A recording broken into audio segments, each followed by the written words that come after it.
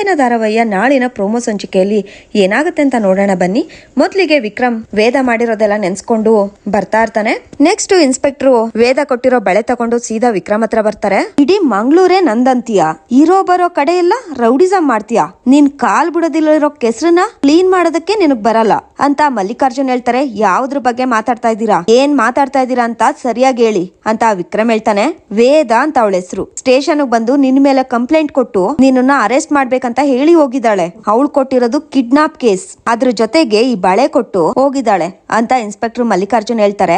ಎಂತದ ಇದು, ನನ್ಗ್ಯಾಕೆ ಈ ಬಳೆ ತೋರಿಸ್ತಾ ಇದ್ಯಾ ಅಂತ ವಿಕ್ರಮ್ ಕೇಳ್ತಾನೆ. ಈ ಬಳೆನ ವೇದ ಕೊಟ್ಟಿದ್ದು, ಈ ಬಳೆನ ನೀನ್ ಹಾಕೊಂಡು ಮನೆಯಲ್ಲೇ ಇರ್ಬೇಕಂತೆ, ನಿನ್ ಕೈಲಿ ಏನು ಆಗಲ್ವಂತೆ, ಹಂಗಂತ ವೇದ ಹೇಳಿ ಈ ಬಳೆ ಕೊಟ್ಟು ಹೋಗಿದ್ದಾಳೆ. ತಗೋ ಈ ಬಳೆನ ಅಂತ ವಿಕ್ರಮ್ ಕೈಲಿ ಕೊಡ್ತಾನೆ. ಒಂದು ದಿನ ಇದೇ ಬಳೆನ ನಾನೇ ನಿನ್ ಕೈಗೆ ತೋರಿಸಿ ಮನೆಯಲ್ಲಿ ಕೂರಿಸ್ತೀನಿ ಕಣೆ, ನಾನಂತೂ ನಿನ್ನ ಸುಮ್ನೆ ಬಿಡಲ್ಲ, ಇದೇ ನನ್ ಚಾಲೆಂಜ್ ಅಂತ ವಿಕ್ರಮ್ ತುಂಬಾನೇ ಕೋಪ ಮಾಡ್ಕೊಂಡಿರ್ತಾನೆ. ಅಲ್ಲಿಗೆ ನಾಳಿನ ಪ್ರೋಮೋ ಸಂಚಿಕೆ ಮುಕ್ತಾಯವಾಗಿದೆ. ವಿಡಿಯೋ ಇಷ್ಟ ಆಗಿದ್ರೆ ಲೈಕ್ ಮಾಡಿ, ಶೇರ್ ಮಾಡಿ, ಕಮೆಂಟ್ ಮಾಡಿ.